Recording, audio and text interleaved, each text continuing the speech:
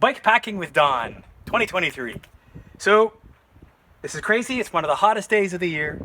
But I looked at the calendar and this is the right day for me to go and bike pack to a local provincial park called Englishman River Falls. And it's about a 25k ride, should be easy. This is what I'm bringing bike packing with me to give you an idea of how I'm going to organize myself. You've got here first the 4-liter water bladder, my knife and spoon and forks. It's actually a combo set. That's pretty cool. All my dehydrated food, including meals, oatmeal, coffee, a bit of cheese, some nuts. Toiletry kit, because I do shave every day. I know, too much information. Some reading glasses. Some extra biking clothes. And a nightshirt bag down there in case it gets cool. Summer clothes, shorts, Hawaiian shirt, sandals, and then my electronics. All right, now here we've got the important stuff as far as camping goes. I got my tent. It's very small, very light. Air mattress, sleeping bag, little inflatable pillow, and a ground sheet for the tent. I packed that all in these following items. The under seat bag, which you can stuff a lot into. The two front fork saddlebags. They clip onto the front forks and they're actually pretty roomy as well. And finally, for my overflow and soft clothes, I have a handlebar bag that you see here. You can see my stuff here. Whoa! I'm already wobbling and I haven't even started yet. So I've rigged the bike. I've got the front pack, the saddlebags, so the front forks on either side. I've got the rear pack and the tent on top. I've got my water bottle. I got my bear spray. Of course, helmet, glasses, and his gloves. So there we are. Wish me luck. All right. So heading off from home on my trusty steed, taking the normal paved route that Carolyn and I would follow if we were driving to Parksville. Right along Northwest Bay Road. Now, here I turn left, off, cross the main inland highway, and off to Top Bridge Park. Right. Made it about halfway, 9.9 kilometers. We are now at, I can stop shaking because of the adrenaline from all the exertion. We're at Top Bridge Park, so I'll show you on the map. You can see the bridge, called Top Bridge. Go figure, it's a suspension bridge. Pedestrians, bikes only. Here's a better shot of the river, Englishman River. And we're going to be heading on trails up this river to the falls, Englishman River Falls. Leaving Top Bridge Park, here's where the fun starts. I start on the bike trails, the paths, the cow paths. It was a bit rough going. Here I made a mistake and I went left and I should have gone right. Took me closer to the river. On some horrible trails I had to walk instead of bike. Made it back to the major trail, and then here, all of a sudden I had a choice. Cross this crazy fish hatchery or go away up a steep hill and into suburbia. Wow, paved roads. I did the paved roads. I said, this isn't right. It's not taking me where I want. I turned around. That was a mistake. I went back to find the other trail, the bike trails along the river. This was the trail ride from hell. I got lost. I got dead. I got exhausted. Finally ended up at somebody's place here in private property. They directed me to paved roads, and I continue on paved roads the rest of the way to the campground. I made it.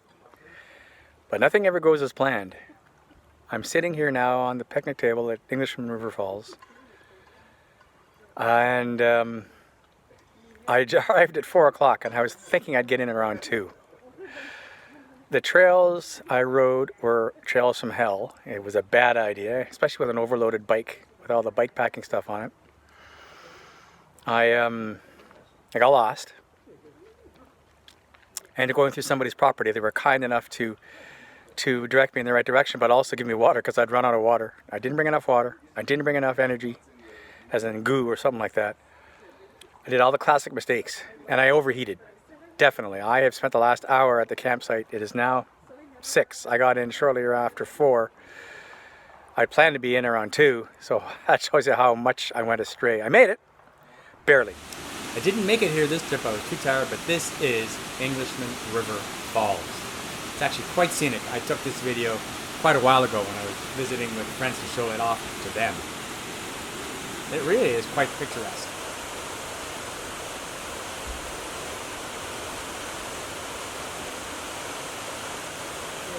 I've set up the tent so far. And there's my bike. And I am still cooling off. I don't have everything put away yet, but trusty jet boil. I'm eating a snack right now, and I'm gonna have dinner in a bit. All right, it's now just after 8 o'clock. I've cooled off, I've had dinner. It was freeze-dried chili beef macaroni. It was very good, actually. And my buddy Josh came over and we had a cup of beer. So, definitely feeling better after I cooled off. So now I'm just reading a book, enjoying a pleasant evening. So yeah. There's the living area. Canadian campsites all have picnic tables and fire pits. But there is a fire ban on right now for obvious reasons. We've had no rain for 2 months. And there's a bit of a drought. So, I've had dinner with my jet boil and my food. And now I'm just reading a book on my Kindle and charging up my GPS. Even though it was useless to me today, it will at least log my mileage. Oh yeah, and I did only 25 kilometers today.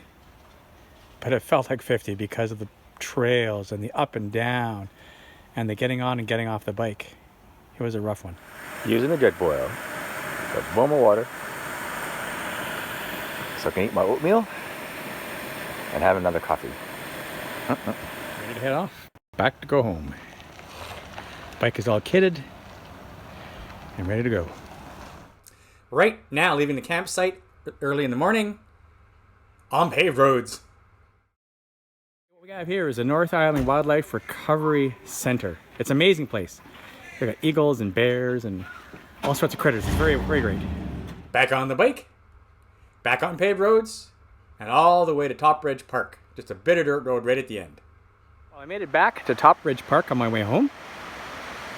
Here it is. Not as many people now. As you can see here, there's the Englishman River. Today much better. I stuck to paved roads. No more trails for this cowboy and his loaded bike. So yeah, next time I'll check in, should be at home. And now the last leg, going home from the park, retracing the route I took yesterday afternoon. Well, it's now 10:35 at home. So I made really good time coming back. No drama. I'm going to guess there was around 20, 25 kilometers. Piece of cake. Well, I'm done. I've put everything away. I've certainly cooled off, had a shower. The biggest thing about this bike packing trip, which is less than 24 hours in duration, is of what I learned. And I'll give you a real quick rundown about that because I did some things, especially yesterday, that I'm never going to do again. I learned check the route and be familiar with the route before you go on it blindly. I thought I was taking some pretty cool biking trails through the Englishman River Falls Park. Not as such, certainly not friendly enough for what I was doing.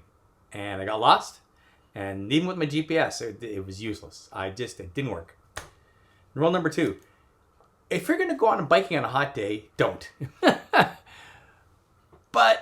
But if you do go, bring lots of water. I only brought 1 bottle of water. I ran out. I dehydrated like you wouldn't believe. 3, bring extra energy stuff. I have it. I should have brought at least 1 or 2 packages of the stuff called goo, or a similar. You snorkel it down, you drink some water, and you get your energy back because your body has run out of fuel. Those are the big 3 things I learned that I will never repeat again. I will plan better. I will have more water. I will have more energy. At the campsite, I also learned I can get better at my bike packing.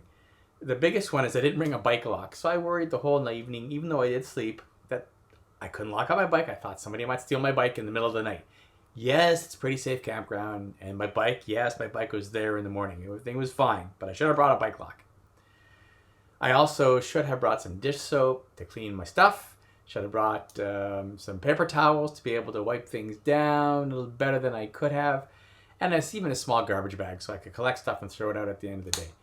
So overall, notwithstanding I just about killed myself, and I'm not being over dramatic here, I pretty sure I got close to being heat stroked. Certainly it was heat exhaustion.